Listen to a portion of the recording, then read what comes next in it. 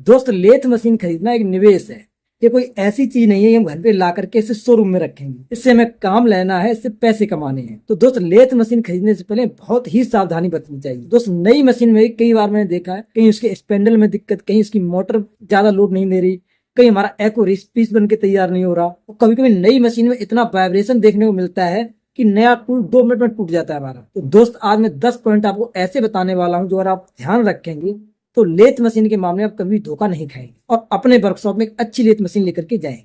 तो दोस्त सबसे पहली चीज तो आप अपनी जरूरत को समझें। आप ये देखें आपके वर्कशॉप में कौन से काम आने वाले हैं, यानी आपका जो मार्केट है वो किस तरह का है।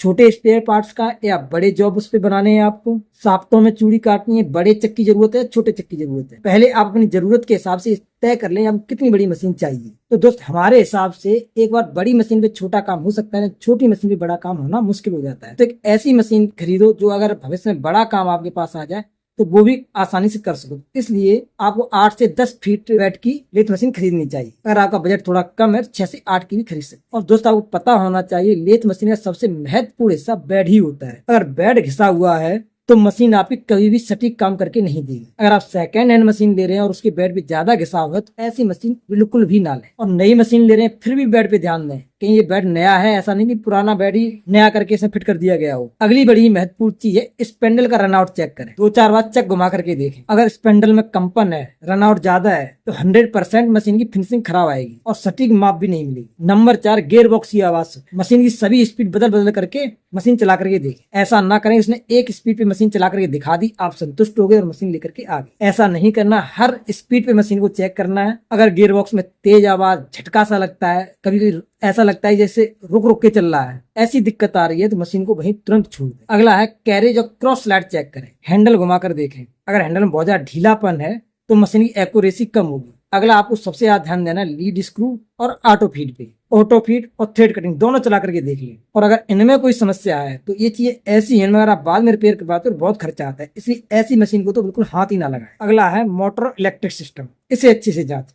मोटर गर्म तो नहीं हो रही, वायरिंग सही है, स्टार्टर और स्टॉप स्विच सही से काम कर रहे हैं नहीं कर रहे, इन सभी चीजों की जांच जरूर कर लें। मोटर कितने एचपी की है, जहां तक उसे 2 या 3 एचपी की मोटर होनी चाहिए। और दोस्त मैं आपको यहाँ पे सबसे महत्वपूर्ण बात बता दूं, जब आप लेथ मशीन खरीदो तो ये पहले देख लो, पहले तय कर लो आप इसके साथ एक्सेसरीज क्या क्या दोगे। कई बार क्या होता है, हम जब लेथ मशीन तय हो जाती है, पैसे ऐसे दे देते हैं, तो जब लेके चलते हैं केवल मशीन ही मशीन दी जाती है, उसके साथ कुछ दिया ही नहीं जाता। बाद में कहते भाई ये तो मैंने तय ही नहीं किया था। तो इसलिए पहले तय करो भाई इसके साथ एक्सेसरी क्या क्या मिलेगी। भाई पहले उससे बात कर लो भाई मशीन के साथ 3 jaw chuck, 4 jaw chuck, face plate, centre, tool post, change gear, ये चीजें हमें साथ दोगे या इनकी अलग से कीमत देनी पड़ेगी।